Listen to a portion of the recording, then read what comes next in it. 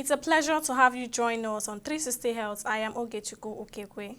The Minister of State for Environment, Kunle Salako, says Nigerians need to strengthen its health system and workforce as a response to the growing challenges posed by climate change. The minister said this at the annual general meeting and scientific conference of the National Association of Resident Doctors held in Ogun State. Salako, who presented a paper with the title Building a Resilient Health Workforce, Embracing Climate-Centric Innovation, said that climate change is posing a threat to humanity and expressed the need for the nation's health sector to be prepared to tackle the challenges. An effort has been made by the West African Health Organization to strengthen its surveillance measures against the spread of mpox. The organization, under the endorsement of the Economic Community of West African States, has also raised alarm over the continued spread of the disease, even as it warned against the consumption of bushmeats. The WHO Technical Advisor on Cross-Border Surveillance and Workshop Capacity Development, Aisha Usman, spoke with newsmen on the sideline of the National One Health Surveillance and Information Sharing Operation Tools Operation Workshop held in Lagos. Usman, who spoke on the outbreak of mpox, said the organization has strengthened cross-border surveillance while at the same time engaged in information sharing with relevant stakeholders to stop cross-border transit of the disease. Let's take a quick break. We'll return shortly. In the last 3 years, we have built a multi-purpose center, which is the envy of all in our constituency. And I can tell you that the people who are living there are already enjoying it. Guy, do you think what this man just said is true? See, I seriously doubt. I'm sure it's one of those their silly lies. And wait, do you know there's a way to find out if these things he's saying is true or not? This is the Construct app. It gives people like us a sure way to track implementation of constituency projects. It gives valid and verified information on location of projects, amounts allocated, amount funded, the level of job done, and even the profiles of concerned legislators. You and I can post directly on this app. Are you serious? This is the go-to app if you want to know how our Commonwealth is being expanded by the government. Wow. Let's even see if what this man said is true. Show me. The Construct app is developed by Other People Nigeria with support from USAID and is available on both Google Play Store and Apple Store. And it's true. Of course, I told you. Corruption not in my country.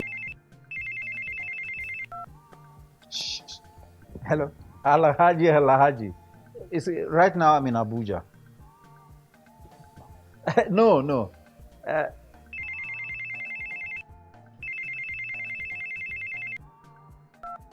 Hello? Adamu.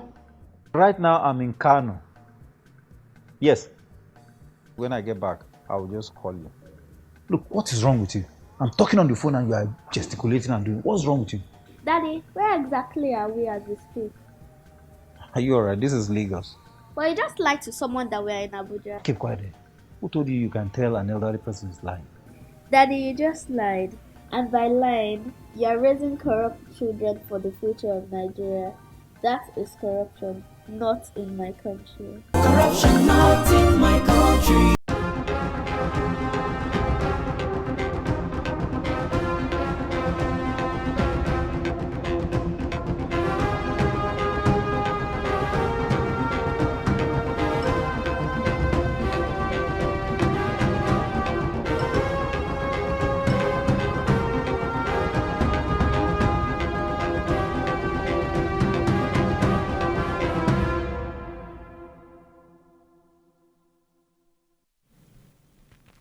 Welcome back. The World Contraception Day promotes awareness about contraception, promotes the overall health of individuals, both men and women, promotes open discussions in the global population about the indication of contraceptives, promote the rights of women, and gender equality worldwide. The day is essential to spread awareness of various contraceptive options to individuals, especially women and men, regarding family planning and reproductive health. The conversation surrounding contraception often centers around women, focusing on their choices, health, and responsibility. However, it is crucial to recognize the significant role men play in family planning and reproductive health. Involving men in contraceptive decision challenges outdated norms about masculinity that suggest men should not engage in reproductive health matters. Well, joining me on the program to discuss more is Abiodun Ajayi, Executive Director of Public Health Sustainable Advocacy Initiative. Thank you for joining us. So what would you say is the primary goal of the World Contraception Day, and why is it important? All right, thank you very much for having me on this show. It is very, very essential that we take this sensitization, not just to the media, also to the grassroots level. And I know that this information that will be shared today will be taken beyond just this platform alone.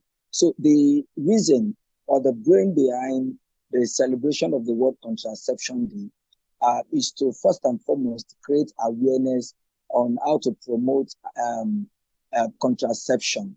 We understand that there's a lot of gaps around the issues around contraception. First and foremost, the misconception, within our people, misconception about their health, especially. So the World Contraception Day is geared towards promoting awareness about contraception, promote overall health of individuals, both men and women in the country. And there is also an avenue to open conversations around global population about indication of contraceptives. This is also essential because at this critical moment, government need to start looking at population to also, look at population and then draft out programs and initiatives around, public health of people living in their country. So it is also to also measure our population and start driving our attention and our programs and initiatives that would also meet the demands of that growing population. And lastly, also, it also set up to promote the right of women and promote the gender equality, globally. So we understand that women has their right to make decisions, which is also very essential for us at our Public Health Sustainable Advocacy Initiative. But this decision cannot be, respected if everybody is not bring to the table. And how do we bring everybody to the table is by engaging both men and women regardless of their gender. So that is why this program is also set up, by the global communities. And the day is essential because we also need to recognize the effort of our women. We also need to recognize the effort of public, scientists. We also need to, recognize the effort of public health advocates who have been advocating for, family planning services across the globe. So it is very essential that this World Contraception Day is appreciated and adopted by everyone in the world. So what role would you say education and outreach play in promoting effective contraception use?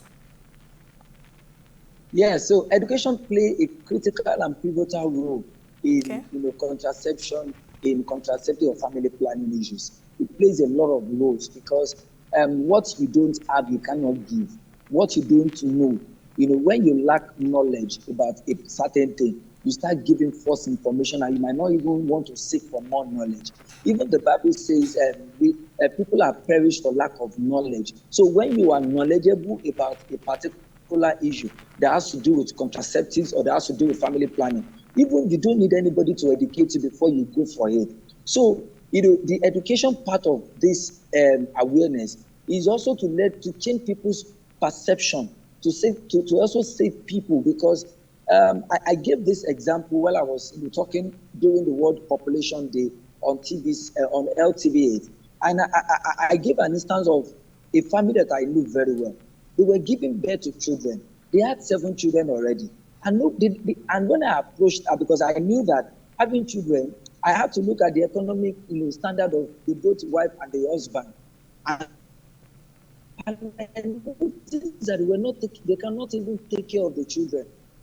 I had to approach the woman. Have you ever had a family planning? Because she said no. Have you ever been told about how to engage in child spacing? She said no.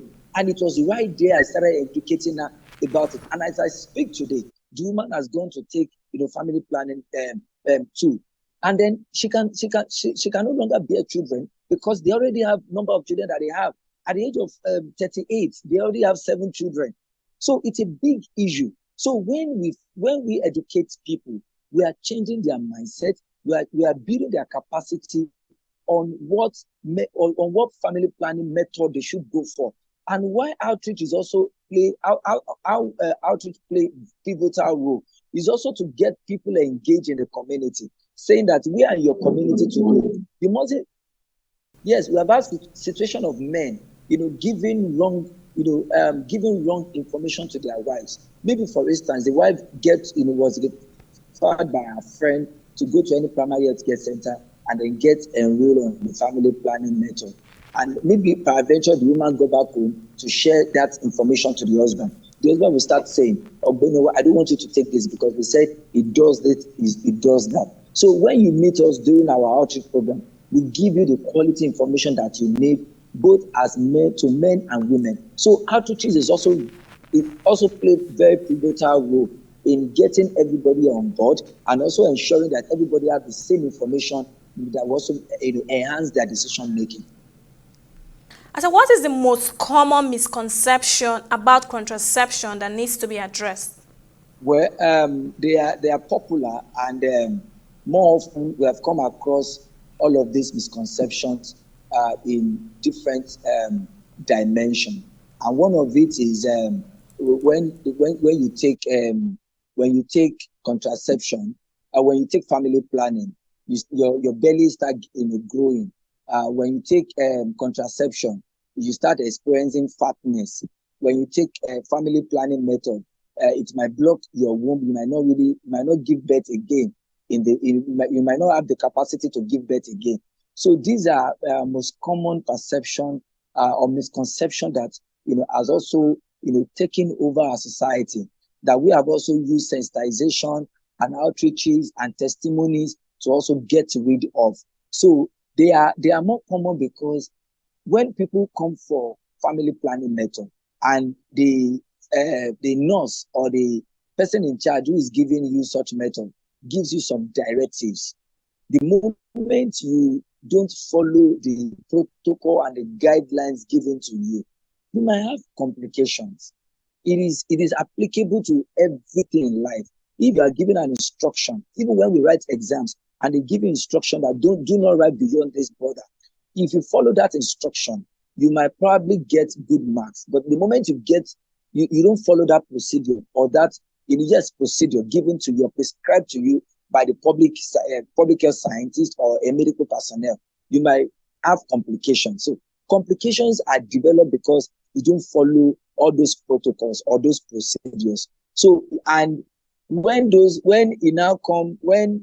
negative effect emerges, people start attaching those negative emergence or negative things to because you took this, that was why it happens to you. But they won't tell you what were the silly mistakes that they made, what are the nonchalant attitude that they also portray while taking that family planning method. So it's a big issue for us, and we kept saying that the moment you are given this method, follow the procedure of the medical personnel who attended to you. So it's a big issue, and we have used such platform like this to also get rid of all of these misconceptions, and even our outreaches also. We have also used this to get rid of this. Thank you.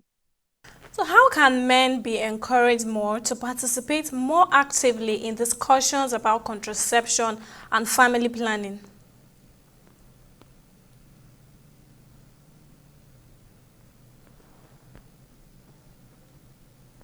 So how can men be encouraged to participate more? Yes. The best thing is to keep engaging them, keep discussing with them, get them, let them take ownership one of the things that I keep saying is this: women alone cannot take ownership of this campaign. We must also allow men to, to take ownership. We understand that men are very busy. Most likely, they give reasons for why they are not, they don't have enough time. But it's also very important that at their own, privacy, where they reside, we must also identify men where they will reside so that we can also start engaging them in this conversation. Yes, some women have decision-making power, while some don't have decision-making power. Even when they want to decide themselves, they still rely on the decision, the final approval of their husband. And if we are not engaging the men, we might likely continue to have a shortage of women who take more family planning method. And how can we get them involved? We need to identify stakeholders. We need to identify religious leaders who can also convince men, who have power over men, who can convince men to also encourage their wives to also get more. And for us at Public Health Sustainable Advocacy Initiative, we have over the years engaged interfaith groups where we also interact with them. When they are having their outreaches to churches and mosques, we go with them. Even to the traditional leaders, we go with them. We have private conversation with men. We tell men why they need to do this. And as I speak to you, Public Health Sustainable Advocacy Initiative is coming up with an initiative where we'll be inaugurating men champion for FP. So we want men to also be the voice to men. So if you are part of the champion, you as a man can go and talk to some of your colleagues who are also men to also discuss about family planning. They encourage them to encourage their wife, to also encourage their wife to take family planning methods. So these are more of the method that we can use to win men, to be an advocate of family planning. Okay, so how does male involvement in contraception contribute to more equitable family planning discussion? All right, so male involvement is just what I narrated earlier in the earlier response. That when we bring men onto the table to discuss about this issue, it also helps. It also boosts the decision-making power of women. It also helps women to see themselves as not being alone in this campaign. So they will also champion their awareness at their own space. As a man, I'm a married man, for instance. If I'm sharing my own success stories with another man, there's every tendency that he will take into my own experience because I'm sharing a success story with him. So male involvement is very critical and it must be valued. And that is why for us, we are not leaving men behind. We're engaging them, we are building that conversation with them. We also want to ensure that they are also the voice for the women. It is enough having women going home to tell their husband, I want to take this. We also want to have more of men who will go back home and say, my wife, I want you to go and take family planning. So, for instance, somebody said economic situation is also making men go back home to say their wife should go and take family planning. No, we can't really subject economic situation to that for now. But what is also important is this: we also have more men who feel economic situation is not an issue to them. The moment they have more children, the moment they have more children, out of them, they will have the rich one among them. So it is everybody still have this misconception that is disturbing them. So we are engaging them and they are critical in this awareness. Thank you. So how can we address the cultural and societal barriers that prevent access to contraception? So one of the ways at which we can break that cultural barrier is to continue to engage traditional leaders and religious leaders. It is for us to continue the awareness and then also get those traditional leaders involved. The moment you don't carry them along, there's every tendency that they will continue to live on the information that they have, which is also not promoting the family planning programs in the country. So we must bring them together. We must allow them to take ownership. We must also continue to create champions in them so that those champions can be can be the voice. We'll continue to engage religious leaders and traditional leaders, especially in this fight. And more importantly, too, we are not leaving anybody, untouched, because we believe that your input is very, very important. So, and then practically also to get away with these cultural barriers too, we must also continue to share success stories, unveil success stories of people who do not rely on the cultural barriers that have affected some people. So we are engaging them, and they are becoming the voice, and they are also sharing the testimony with other community members. Thank you. Well, Ajayi Abiodun, Executive Director of Public Health Sustainable Advocacy Initiative, thank you for speaking with us on the program. All right, thank you very much. And that concludes this episode of our program. Many thanks for watching. See you next time.